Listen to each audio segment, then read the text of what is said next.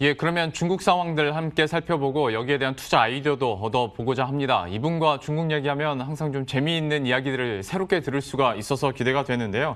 비전 크리에이터 정주용 대표와 함께하도록 하겠습니다. 어서 오십시오. 네, 반갑습니다. 네, 새로운 이야기들을 들어보기 전에 이거 하나는 짚고 그 다음 얘기를 해봐야 될 것 같습니다. 중국 경제가 지금 지표들만 봤을 때 뭐 소비건, 소매 판매건, 3분기 GDP건 V자 반등을 하고 있고 만약에 이것만 나왔더라면 또 긴가민가 했을 텐데 뭐 IMF도 그렇고 주요 세계적인 글로벌 연구 기관에서도 올해 주요국 가운데 유일하게 플러스 성장할 수 있는 나라가 중국이라고들 하니까 진짜 이거 완전히 좋아진 건가, 다 회복한 건가라는 의문 여전히 있습니다. 좀 어떻게 평가하세요? 참 얄밉죠. 그냥 어떻게 보면 바이러스의 발원지도 중국이었고 그리고 가장 빠르게 반등해서 이제 어떻게 보면 앞서가는 경제 회복을 가장 시원하게 하고 있는 나라가 중국인데 사실 저는 이제 그 중국의 비상장 기업에도 투자를 했습니다. 그래서 어떤 레포트를 받아보는데 그 회사들이 이제 보여주는 지표가 놀라워요. 그러니까 5월, 6월, 7월, 8월 이렇게 보면서 쭉 올라가는데 특히 지금 10월 달 실적은 국경절 있지 않습니까? 국경절에 여행지를 보면은 바글바글 하더라고요. 티베트나 뭐 운남성 이런데 이제 중국 여행객들이 마스크 안 끼고 마구 다녀요. 그런데 뭐 며칠 전에 상하이에서 뭐 확진자 1명 나왔다 하는 수준이고 미국이나 유럽과 비교해 봤을 때는 코로나에 대한 어떤 우려나 이런 것들을 가장 빠르게 뭐 회복을 했다 이렇게 볼 수 있고요. 근데 저는 이 근간에 뭐가 있냐고 보면은 이제 디지털 트랜스포메이션을 우리 바라봐야 돼요. 그러니까 중국만큼 이 데이터 신경제를 잘 활용하는 나라도 없어요. 이제 그걸 통해서 어떻게 보면 통제도 하고 그걸 통해서 사회적 리소스를 이렇게 모빌라이즈 동원하기도 하는데 그런 것들이 이번 코로나 상황에서 모바일 데이터 중심의 경제가 좀 효과를 발휘했다 이렇게 보시면 될 것 같습니다. 그렇게 치면 4분기 지표들은 더 잘 나오겠네요. 지금 상황들을 봤을 때. 네, 저는 그렇게 보고 특히 이제 이런 알리바바, 텐센트로 상징되는 디지털 경제 이 분야에서 더 드라이브가 걸릴 것 같고 그리고 뭐 그 e스포츠 분야 이런 분야도 상당히 커질 것 같고요. 어떤 디지털 분야에서 놀라운 성장성을 보여주고 있다라고 얘기를 해주셨고 지난번에도 제가 기억하기로 대표님과 얘기를 하면서 그 원격 진료 얘기를 해주셨단 말이죠. 근데 사실 원격 진료라는 게 기술도 당연히 갖춰줘야 되고 어떤 제도 규제 완화도 밑바탕이 돼야 이게 되는 건데 어쨌거나 중국에서 실제로 이 움직임들이 이루어지고 있고 이쪽으로 뭔가 더 시장이 확대되고 그래서 투자자들도 좀 아이디어를 얻을 수 있을 만한 거리들이 있다면서요.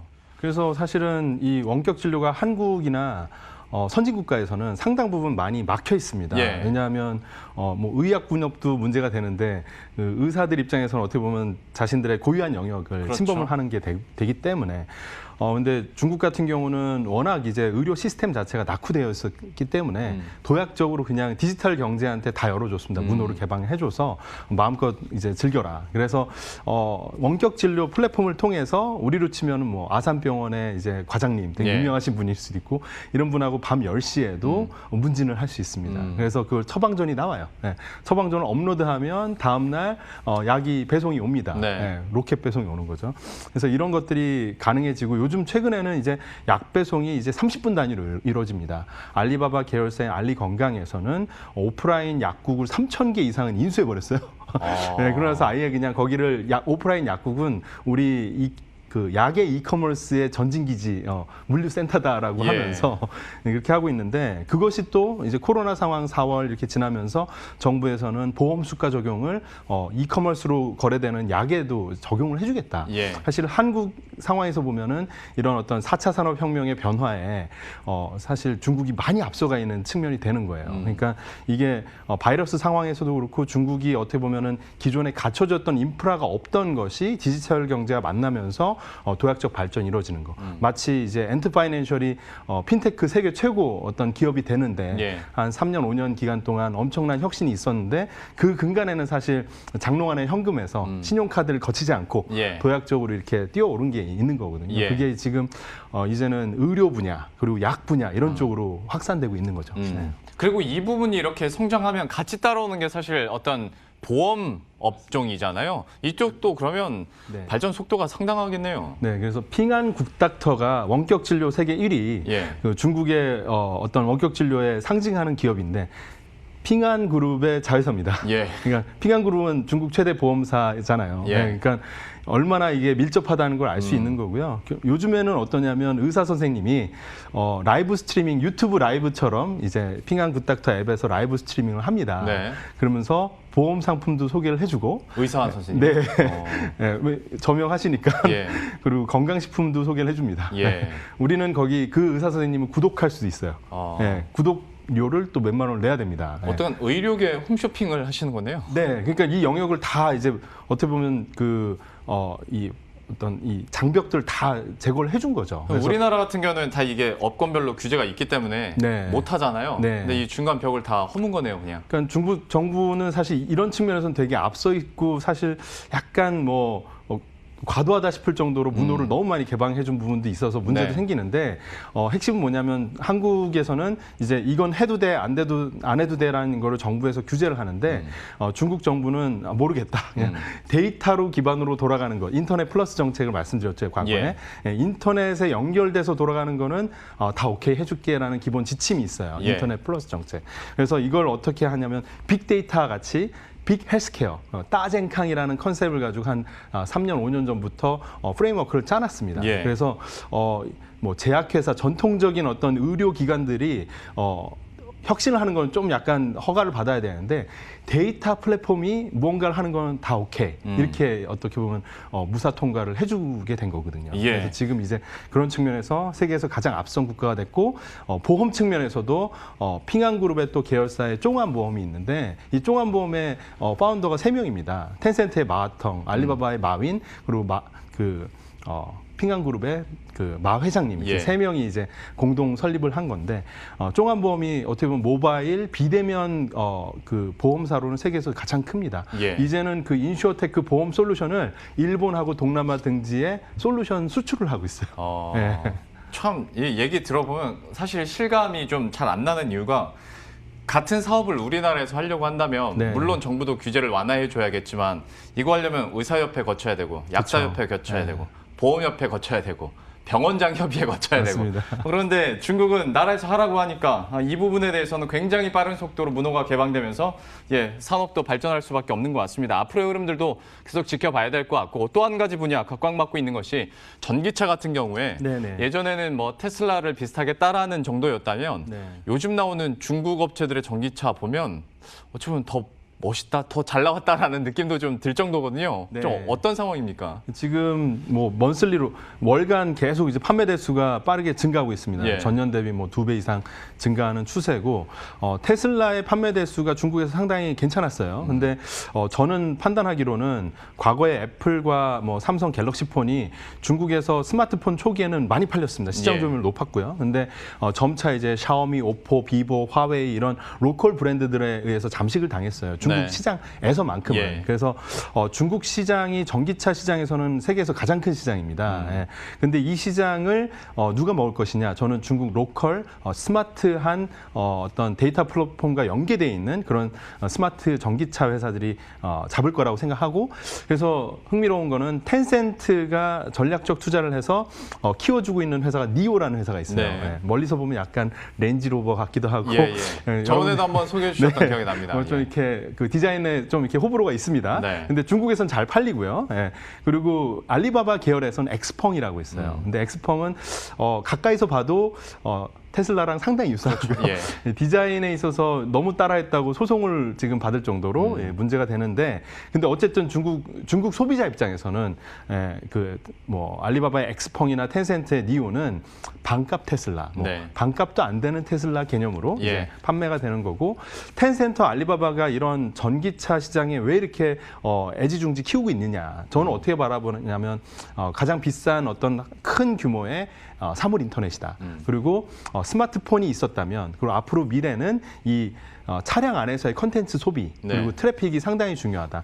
그런 측면에서 텐센트와 알리바바가 한 2년, 3년 전부터 엄청난 자금을 투입하면서 이 자신들만의 생태계를 구축하고 있습니다. 그래서 앞으로도 주목해야 되는데 올해 뉴 인프라가 사실 중국 정부에서 이제 뭐 1조 달러 규모로 돈을 풀겠다 하는데 몇백조 원이 사실은 전기차 분야로 들어가요. 예. 뭘 해주냐면 한 60만 개, 네. 60만 개에 달하는 충전소를 정부에서 공공으로 지어줍니다. 그럼 이제 이 니오나 엑스펑은 어떠겠습니까? 그냥 가만히 이제 수혜를 누리게 되는 거죠. 그렇죠. 그래서 사실 이런 게 기반이 돼서 니오의 주가는 최근 한 저희 방송 이후에 12배가 올랐습니다. 그리고 엑스펑도 계속 상승세에 있고요. 예. 그래서 상당히 핫한데 근데 유의도 하셔야 되겠지만 중국의 뉴 인프라 그리고 중국의 스마트 EV 그리고 데이터 플랫폼의 연장선상에서 이 스마트 EV 이렇게 세 가지 각도로 바라보시면 재밌는 관전 포인트가 될 것 같습니다. 사실 이런 전략 자체가 많이 생소하지는 않죠. 예전에 그러니까 LED 시장도 이렇게 잠식을 우리가 당했었던 건데 중국이 이제 전기차 그리고 4차 산업과 관련된 산업들을 이렇게 처음에는 저가로 가다가 여기에서 이제 파생되는 산업을 타고 계속 산업이 발전하는 거 아니겠습니까? 시장 규모도 늘려나가는 거고 이거 역시 좀 긴장감을 두고 계속 지켜봐야 될 것 같습니다. 전기차 시장도 봤고 오늘 모셨으니까 관군제 얘기도 한번 해보도록 하겠습니다. 오늘이죠. 물론 이번에는 이제 두 번에 나눠서 네. 더 이렇게 하기도 했을 뿐더러 아무래도 앞에 지표들 소매 지표나 아니면 소비 지표가 잘 나오다 보니까 이번에 터질 거다 소비 심리가 뭐 이런 얘기들을 많이 했었고 실제로 오전까지 지금 각종 기사들이 쏟아져 나오더라고요. 네. 그럼 이번 광고제 어떻게 보십니까? 지금 중국 정부에서는 이제 그동안 한 2, 3년 동안 트럼프 정권에서 엄청나게 매를 맞았잖아요. 네. 그래서 이제 무역은 좀 이렇게 접어두고 이제 내수 소비로 가는데 내수 소비의 답은 결국 디지털 트랜스포메이션이다. 이렇게 잡고 있는 거고 그러면 이커머스 업체들이 어디까지 더 성장할 수 있는가를 봐야 될 것 같아요. 근데 사실 알리바바 뭐 지금 현재 짱용 회장이 샹스이 오늘 이제 관군제의 어떻게 보면은 기획자예요. 근데 알리바바 또 텐센트 계열의 징동상청 그리고 핀또또 실적들이 오늘 이제 밤 되면은 다 발표가 될 겁니다. 예. 근데 저는 뭐 역대급으로 생각을 하고요. 근데 왜 그러냐면 이미 사실 이커머스의 침투율은 중국 이제 연안가에서 90%예요. 이제 다 한다고 보면 돼요. 근데 흥미로운 거는 3선 도시, 4선 도시 가면 침투율이 50%도 안 됩니다. 반도 안 되는 도시들이 아직 이커머스의 배송도 안 되는 지역이에요. 예. 근데 그 지역의 경제 성장률이 매년 두 자릿수가 넘습니다. 3선, 4선 도시는. 근데 뭐 이렇게 보면 되는 거죠. 그냥 오일장이 쓰고 있는데 거기에 중간에 마트나 편의점이 없고 그냥 바로 이커머스로 넘어간다고 보시면 될 것 같아요. 그래서 이번에 얼마나 이제 시골에서 3, 4선 도시에서 관군제 실적들이 나오는지를 좀 집중적으로 보는 것도 재미있을 것 같고요. 앞으로 저는 이제 중국 내수 소비는 계속 성장한다. 아직 갈 길이 멀다라고 보고 그냥 한 5년 정도는 꾸준히 갈 것 같습니다. 근데 그런 관전 포인트에서는 3, 4선 도시, 시골에 디지털로 변환하는 것 그런 부분을 봐야 될 것 같습니다. 관군제 매출과 관련해서는 역시 역대급이 될 수 있을 거다라고 얘기를 해줬고 또 새로운 포인트를 얘기해 주셨어요. 3, 4선 도시에서 과연 이것이 매출과 그리고 택배 물동량이 얼마나 연결될 수 있을지도 계속 한번 지켜보도록 하겠습니다. 어떤 증시 측면에서도 얘기를 해볼까 하는데요. 앞에서 이제 그동안 트럼프에게 눌려 있었다라고 얘기를 했었는데 증시 같은 경우에도 뭐 위안화도 그렇고 상해 증시도 그렇고 미국을 신경을 안 쓸 수는 없는 상황이었기 때문에 좀 눌림이 없지 않아 있었는데 글쎄 그러면 이제 국면이 좀 바뀌었으니 상해 증시도 조금 더 폭발할 수 있지 않을까에 대한 생각에 대해서는 어떻게 평가하세요? 일단은 이제 프레임워크를 조금 다르게 보셔야 되는데, 그러니까 상하이 인덱스를 그냥 전체적으로 보면 사실 이 시대에 리딩하는 회사들이 안 보여요. 그래서 그냥 중국 로컬 증시라고 하더라도 커창반, 창업반 이런 증시를 좀 더 보셔야 돼요. 근데 최근에 이제 커창반의 전문 지수가 나왔습니다. 커창 지수가 나오고 홍콩에도 보시면 홍콩 인덱스 중에서 홍콩 테크주 인덱스가 별도로 또 생겼습니다. 그래서 그걸 좀 발라보시는 게 시진핑 정권에서는 국유 기업들은 조금 은근히 이제 따돌림을 당하고 있는 그런 처지라서 근데 여전히 이제 시가총액 기준으로는 국유 기업들 비중이 높거든요. 그래서 인덱스를 통으로 보면은 흐름이 안 보여요. 예를 들면 그런 거죠. 메이트한디에피 아까 말씀드렸지만 메이투안디엔핑의 지금 최근 2년 동안의 주가 흐름은 그냥 쉬지 않고 5배로 올랐습니다. 예. 그러니까 무역 전쟁으로 설명이 안 되는 부분이 있죠. 그래서 이런 테크주들 디지털 트랜스포메이션에 앞장서 있는 데이터 플랫폼 기업들을 발라서 보려면 사실 나스닥에 있는 중국 대표 기업들 그리고 홍콩 거래소에 상장되어 있는 대표 데이터 플랫폼 기업들 그리고 커창반, 심천에 또 창업반에 있는 기업들을 좀 이렇게 추려봐야 됩니다. 그래서 여러분들이 조금 약간 이제 그 수고스럽겠지만 이것들 약간 쫓아서 봐야 돼요. 아직 이것들을 다 통틀어서 인덱스화하진 못했거든요. 예. 근데 앞으로 이제 한 1, 2년 동안 어떤 걸 또 주목해야 되냐? 지금 미국 자본이 많이 중국 자본시장으로 들어가고 있습니다. 세계 최대 헤지 펀드인 레이 달리오 회장의 브리지워터에서도 지금 이제 중국에 많은 비중을 늘리고 있거든요. 예. 뭐 골드만삭스, 뭐 블랙락이나 이런 회사들도 다 중국에 오피스를 내고 100% 자회사를 만들고 있습니다. 그래서 이런 걸 보면서 이제 중국 전체 이제 뭐 홍콩 포함한 중국 자본시장에서 외국 자본의 비중이 어떻게 늘어나는지. 근데 이 외국 자본이 늘어나는 비중은 사실은 새로운 어떤 디지털 경제에 포커스가 맞춰질 거예요. 그리고 더 나아가서는 이번 이제 코로나 상황으로 각광받고 있는 바이오 산업. 예. 중국의 바이오 부문 아직 우리가 경험해보지 않았죠. 네. 이제 1년, 2년 안에 다가올 가능성이 상당히 높습니다. 그래서 그런 것들 또 이제 미리 미국 자본들이 선점을 하고 있고요. 유대 자본은 뭐 우리가 생각하기도 전에 먼저 들어가 있거든요. 예. 그래서 주요한 중국의 로컬 바이오 기업들의 지분 투자에도 월가 자금이 많이 들어가 있습니다.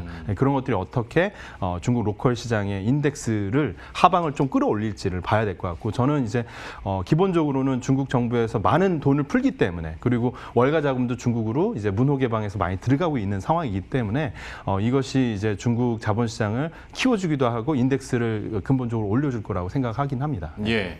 그러니까 뭐 IT나 기술, 뭐 4차 산업과 관련돼서 여기만 따로 묶은 인덱스가 없더라도 이 기업들을 좀 더 면밀히 봐야 된다. 근데 하다가 제가 문득 든 생각이 그러면 투자를 하고 싶은 국내 투자자 같은 경우에 네. 증권사에서 이거 묶어가지고 만든 ETF나 그런 상품은 없습니까? 아직 이제 중국에 대한 인식이 이렇게 예. 고도화되지 않았어요. 그래서 뭐 중국 1등주 이런 뭐 펀드는 있어요. 네, 예. 그런데 그 어떤 이 4차 산업혁명, 데이터 플랫폼 이런 분야를 딱 하려면 사실 어려운 게 나스닥에도 있고 텐센트는 홍콩에 있고 메이트안디엔핑도 홍콩에 있거든요. 그리고 요즘엔 또 커창반으로도 많이 올라가요. 예. 이걸 엮기가 아직은 그래서 사실 여러분들이 개인적으로 관심을 가지시면 좀 더 기회가 있다는 겁니다. 왜냐하면 그만큼 정보의 비대칭성이 큰 거예요. 아하. 이게 통으로 돼서 하나의 인덱스가 돼서 이걸 뭐 JP모건에서 막 이렇게 발표를 한다. 예. 이러면 이제 기회가 또 적어지는 거죠. 여전히 월가에서도 이런 부분을 많이 그 어떻게 보면 인덱스화하지 않았다는 건 그만큼 기회가 있다는 겁니다.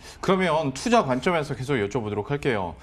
지금까지 그러니까 미중 무역 분쟁 때도 그렇고 코로나19가 터졌을 때도 그렇고 중국이 그래도 자신감을 계속 유지할 수 있었던 이유 중에 하나는 우리는 내수로도 어느 정도는 버틸 수 있어라는 이유도 컸지 않습니까? 그러면 당장은 이런 내수 기업들이 수혜를 당연히 받아가고 실적이 잡히는 걸 텐데 얘기해 주시는 거 보면 중국 역시 어떤 성장주에 대한 투자가 오히려 지금은 더 폭발적으로 붐업을 할 수 있지 않을까라는 생각도 들고 네. 만약에 포트를 내가 꾸리고 싶다 중국 투자로 해서 그러면 어떻게 비중 조절을 하는 게 좋다고 보십니까? 뭐 방금 전에 좋은 키워드 2개를 말씀 주셨어요. 내수주냐, 성장주냐. 예. 저는 그렇게 말씀드릴게요. 내수 성장주를 투자하라. 내수 성장주. 그게 그 말이 안 된다고 보실 수 있는데 아까 말씀드렸던 메이트안디엔핑이나 텐센트나 내수주예요. 네. 근데 테크 성장주예요. 예. 예. 그러니까 그 두 가지가 융합되어 있는 회사고 우리나라 뭐 네이버 같은 느낌. 네이버, 카카오 같은데 좀 더 스케일이 크죠. 예. 예. 시가총액도 지금 뭐 제 생각에는 뭐 1년 안에 텐센트는 1조 달러를 돌파하는 이제 중국 최초의 기업이 될 가능성이 상당히 높습니다. 예. 그러니까 그런데 이제 텐센트의 계열사들도 수십 개가 돼요. 예, 상장되어 있는 기업들 보면은 뭐 나스닥의 후야, 또이 같은 데는 e스포츠 분야에서 1등입니다. 그러니까 중국 이제 젊은 10대, 20대 남성들은 잉글리시 프리미어 리그에서 이제 축구를 중계해서 보는 것도 재밌게 보지만 NBA도 재밌게 보지만 NBA 게임이나 축구 게임을 시청하는 걸 즐겨해요. 그러겠죠. 네, e스포츠가 엄청나게 성장하고 있습니다. 세계에서 가장 크고 빠르게 성장하는 e스포츠의 산실이 바로 중국입니다. 예. 네, 그래서 거기서 플레이어 중에 제일 잘하는 건 한국 사람이고요. 네. 페이커 같이 리그 오브 그렇죠. 레전드 1등 하시는 분이 있고. 그래서 제가 볼 때는 이제 그 내수주 중에서도 이렇게 디지털 혁신을 하고 있는, 그리고 이왕이면 텐센트 같이 이렇게 큰 회사의 계열사, 그리고 나스닥 홍콩 상장돼 있는 회사에 투자를 한다고 하면은 다소 좀 더 안정적인 투자를 하실 수 있을 것 같고, 향후에 좀 기대가 되는 분야로 고성장을 좀 나는 누려보고 싶다라고 하시면은 좀 더 장기 롱텀으로 바이오 섹터에 예. 좀 집중해서 바라보시는 것도 좋을 것 같습니다. 내수 성장주 말은 쉬울 수 있겠으나 또 찾아보면 어느 정도 이제 설명을 들으시면 감은 오실 것 같은데, 마지막에 바이오 얘기해 주셨잖아요. 네. 그 앞에 질문에서 슬쩍 바이오를 계속 네. 넣고 계신데 네. 바이오에 대한 중요성, 그리고 중국에 대한 발전 속도에 대해서는 어느 정도로 보고 계신 겁니까? 사실 이제 중국이 반도체로 많이 따라왔어요. 네. 예. 그게 한 3년, 5년 됐습니다. 예, OLE부터 그렇죠. 시작해서 예. 뭐 이렇게 아직은 D램은 안 가고 있지만 플래시 메모리 같은 건 많이 따라왔습니다. 그게 뭐 처음에는 수율 안 나온다고 막 그랬는데 네. 비웃고 이랬지만 지금 한 5년 지나니까 많이 따라왔단 말이죠. 바이오도 지금 아마 미국에서 볼 때는 중국의 바이오 산업을 우습게 볼 거예요. 그런데 저는 이제 과거에 어떤 반복되는 패턴을 바라보면 분명히 3년, 5년 안에 중국의 바이오의 어떤 붐이 일어날 가능성이 높고, 이거는 이 미중 무역 전쟁 때문에도 그렇습니다. 미국이 진짜 자신들이 좋다고 생각하는 신약을 먼저 주겠습니까, 중국한테? 예. 오히려 전략 물자로 이렇게 가둬두겠죠. 그러니까 중국 입장에선 어떤 자신들만의 그 어떤 국방 차원에서라도 바이오 신약들을 계속 개발을 해야 될 거고.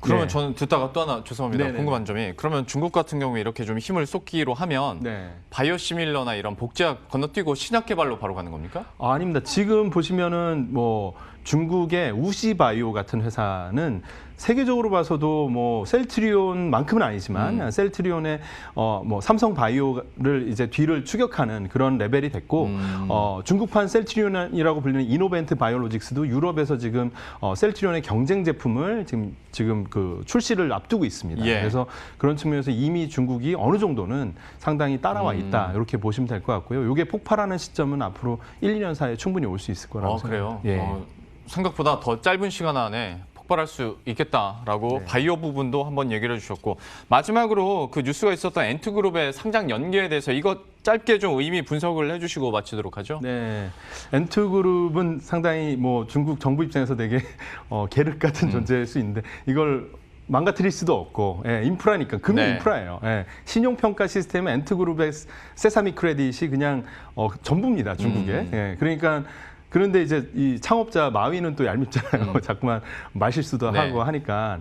그러니까 이번에 어떻게 보면 철퇴를 내린 건데 뭐 무기한 연기는 아닐 것 같아요. 뭐 6개월, 1년 사이에 다시 상장 가닥으로 갈 가능성이 높은데, 그 사이에 아마 뭐 커창반을 더 국제화시키기 위한 대여들을 다시 준비를 시킬 것 같아요. 대표적인 게 뭐 띠디 추신 같은 경우 예. 상장하면 100조 이상 갈 것 같습니다. 그래서 엔트 대신에 이제 뭐 2번 타자가 타석에 들어설 단계 아닐까 이렇게 생각합니다. 엔트그룹의 상장 연기에 대해서도 그 의미는 얘기해 줬는데, 그러니까 사실 더 활용하고 키웠으면 키웠지 왜 약간 스톱시키나 했었는데, 네. 약간 뭐 견제 느낌도 있을 테고. 뭐 텐센트의 위뱅크 위챗페이도 상당히 크기 때문에. 예. 그런데 뭐 그 마윈 회장의 그 정치적인 행보가 상당히 당 입장에서는 좀 부담스럽겠죠. 거슬릴 수 있죠. 네. 예. 그 부분에 대해서도 얘기를 해주셨어요. 시간이 조금 더 있으면 뒷얘기 조금 더 나올 것 같은데 시간 관계상 여기서 맞춰야 될 것 같습니다. 비전 크리에이터 정주용 대표와 함께했습니다. 오늘 말씀 고맙습니다. 감사합니다. 네, 그럼 저희도 여기서 인사드리도록 하겠습니다. 식사 맛있게 하시고요. 저희들은 내일 이 시간에 또 새로운 소식들 들고 다시 찾아뵙도록 하겠습니다. 시청해주신 여러분 고맙습니다.